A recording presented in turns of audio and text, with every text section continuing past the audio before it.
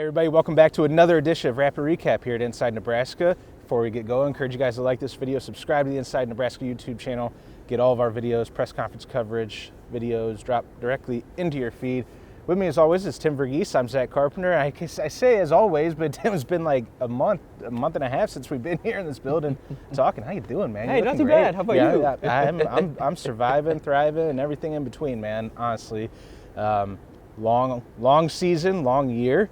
And we're almost through 2024, almost entirely through year 2 of the Matt Rhule era. A few more practices for the bowl game, and then the Pinstripe Bowl, December 28th in the Big Apple, baby. That's why we are here today, is because Matt Rhule, John Butler, and a few players met with the media today for a Thursday press conference. The bowl game was with the players. It was talked about because Cam Lenhart, New Jersey, East Coast native, Ramir Johnson, New Jersey native, are going to be going back home, back in the area.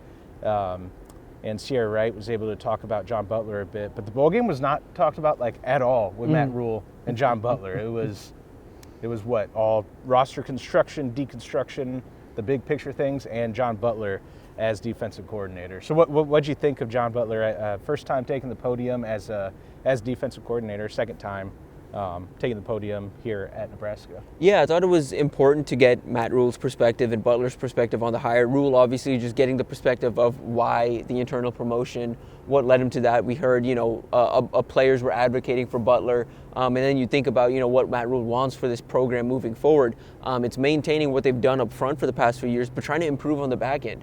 You're in the Big Ten now, where to make it to the top of the Big Ten, you have to play the Oregons and the Ohio States, the USCs, and so on and so forth. Teams, Michigan now, Bryce Underwood, teams with elite quarterbacks, the teams that are going to be pushing the ball on you downfield.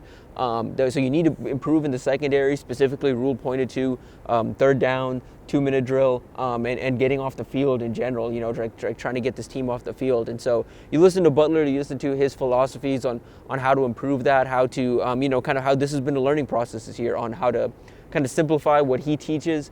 So because it's a difference between teaching at the NFL level versus the college level. And it's true, there's a lot you have at the NFL level. There's like 10, 15 different things, a DB's kind of looking for, every time he drops back into his pedal. At the college level, you can't have an 18 to 19-year-old type kid having all those different checks, when he's in his back pedal. So, kind of keeping things simple, but also, making sure they're keeping things complex for the defense. I thought, I think his process is sound. We won't know until we see it on the field. Right. But I think his process, from what we've heard so far, is sound. And I'm interested to see, kind of how this, because it is going to be more of a mind meld between Phil Snow and John Butler more than it is solely just John Butler's defense. If Phil Snow gets hired, remember we heard from him. Right? It's not that one's not done yet, obviously, but should be getting done. Yeah, we could. Matt Rhule can't say officially. He can't talk about Phil Snow as being officially hired because it's not official yet. But we can. Yeah. Because for all intents and purposes, that one, the horse is in the barn on that one. But you talked about having elite quarterbacks for in the Big Ten, and when Dylan Raiola initially committed to Nebraska, that's part of what I wrote in the analysis. Like why this is so important is because now Nebraska has a quarterback that other teams have to plan for it, and that other teams will eventually fear. Like it's going to be a big piece of the game plan to take this quarterback out, like to limit him, and that's what we're going to see, I think, in his sophomore and junior seasons. But something I didn't think about is obviously on the other end of that you just mentioned is going up against the elites of the conference. Now that you have those West Coast teams, if Lincoln Riley stays in the Big Ten, if he doesn't move on, I think you have elite quarterback tier, especially with the transfer portal. New guys are coming in. So I know to that end, what did you make of Butler's philosophies, X's and O's, if anything stood out, especially talking about the aggressiveness of the defense and wanting to stay that way? Yeah, just I get where he's coming from, just in the sense of you want to be aggressive, you want to change up looks, but you also want to keep your defense in favorable positions. You don't want to get to a point where you're overcommitting. He mentioned in there, some people think aggressive and they think blitzes all the time, specifically zero blitzes. But that puts your cornerbacks on islands. That puts your defensive backs on islands. And as we've seen, Nebraska athletically just isn't to that point right now where they can put 4 or 5 DBs on one-on-one matchups and expect to win consistently. So, one, you have to improve the athleticism in the back end. I expect it to happen through the transfer portal and through recruiting. But two, I expect, I think this defense moving forward is going to be somewhat top down rather than bottom up. With Tony White and Terrence Knight, and it kind of felt like up front it was the defense is based on what the front does, and in the back adjust accordingly. Now I think it's going to be what's the secondary doing, and as a result, what kind of different looks can we throw from the front based on what we're showing them in the back. So mainly more than anything, it's just a change in mindset and a change in how you operate. But I don't expect too much to change. I think listening to Matt Rhule, listening to John Butler, understanding the familiarity they all have with Phil Snow, it's going to look more like what they've played the last few years. It may just be minuscule differences in the back end, specifically, in the secondary, that are going to change moving forward. So you're saying you think more of the same as far as the fronts, the looks go, but just different ways to play in that back five. Yes. If they're sticking with a 3-3-5. 3-3-5, and I would say this too. I do think you're going to see more. Rhule talked about it. I think you're going to see more multiple front. I think you're going to see a lot of 4 down fronts. He talked about a 5 down fronts as well. Where you have 3 defensive linemen and then 2 outside linebackers. There's a reason they hired Phil Simpson, a true outside linebackers coach. Replacing Jack Potenza, who was just the Jacks coach. Now you have a true outside linebackers coach. Kind of signals that they're heading to hey, we're going to play 3-3-5, but 2 linebackers are going to be walked down as outside linebackers, 1 in the middle, or 3-3-5 where it's 3, and then a true 5, or a 4-2-5 structure as well. There's just a lot of versatility they can do. And you look at the personnel they have and the personnel they're recruiting, they have that flexibility to kind of be versatile right now. That's interesting. I'm glad you said that, because when you hear when Phil Simpson was hired and it's as Nebraska's outside linebackers coach, I think there were a lot of talk about and questions surrounding, okay, is this now going to shift from 3-3-5 to a 4-3 or a 4-4? What's going to happen?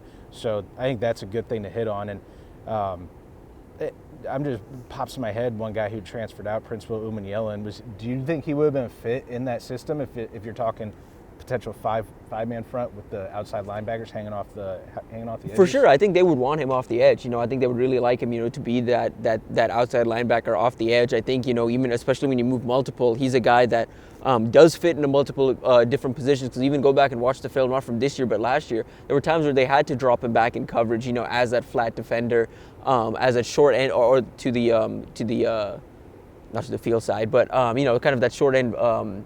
Field defender. You really like what you saw from him at times there. So I think he's a guy they would like to come back, but I think that bridge is... Who's someone who would potentially be able to fill that role, do you think, off the top of your head? Moving forward, Dawson Merritt's a good one. The incoming freshman linebacker. He has played some outside, can rush the passer a little bit, can also drop into coverage, has that versatility to do that. You look elsewhere on the roster, I'm intrigued to see what they do with Cam Leonard, how he grows. Does he add more weight and stick on the D-line? Does he kind of transition back to more of an edge rusher? I forgot that's what he was as a recruit, right? At IMG. Yeah. I forgot about that. That was more his style, more 2-point stance, right, off the edge. For sure. And then Christian Jones, the in-state 4-star linebacker, another guy that's played some outside linebacker in his career, has the size, has the physicality to kind of rush off the edge, but also drop into coverage. I'm intrigued to see kind of how Nebraska builds out that room. And once Phil Simpson, has his, gets his feet wet and is settled down a little bit, if he goes after anyone in the portal as well.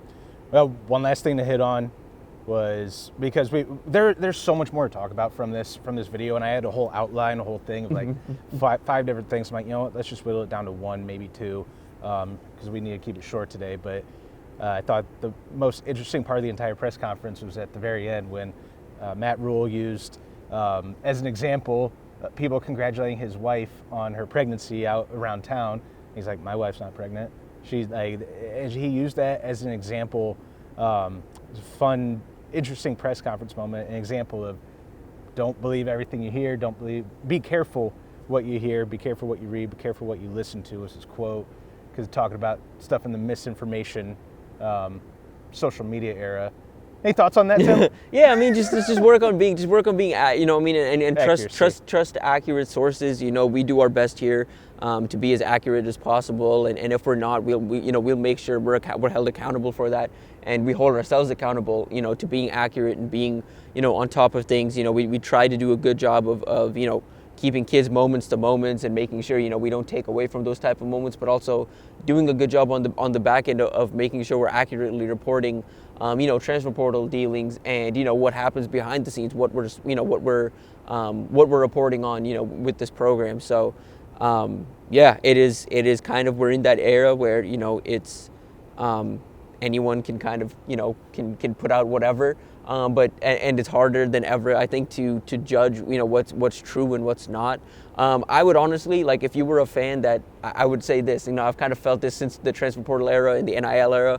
If you're a fan that just truly loves the game, and doesn't love some of these off-season roller coaster that is, maybe disengage for a little bit and then tune back in around the spring game, because these rosters are going to change immensely. The guys you're rooting for now aren't going to be the guys that are going to be on the field, when they play Cincinnati next in 2025. So it's if you don't want to be part of the circus, I guess this now is a good time to kind of jump off, and I would always encourage reading Inside Nebraska. Yeah, not to say, hey, come on, keep that one in your rotation. Yeah, but everything else, phones down mindset. I don't know. Whenever I make a mistake, I never admit it. Never admit it. Never. If I ever even do make a mistake, Tim, come on. You're talking about accountability. Like, just kidding. I think you guys know that I make mistakes all the time, and I always try to take ownership of it. But I just kind of let you cook there. You were speaking some truths, and just kind of wanted to let you open up the floor to let you run a little bit. But like I said, wanted to keep it short. Seth's going to do it for us here, but we'll have more over at Inside Nebraska. Yeah, we're at InsideNebraska.com. Go check out our site. Steve Mark is working on a story now about what Matt Rhule said about the process of the defensive coordinator search and why Rhule wound up settling on promotion of Butler. More of some of the stuff Tim touched on at InsideNebraska.com. Again, encourage you guys to like this video. Subscribe to the Inside Nebraska YouTube channel, where you can get the Matt Rhule full press conference video and full presser of John Butler and the players who spoke today. So, for Tim Verghese, I'm Zack Carpenter. We'll catch you guys again next time.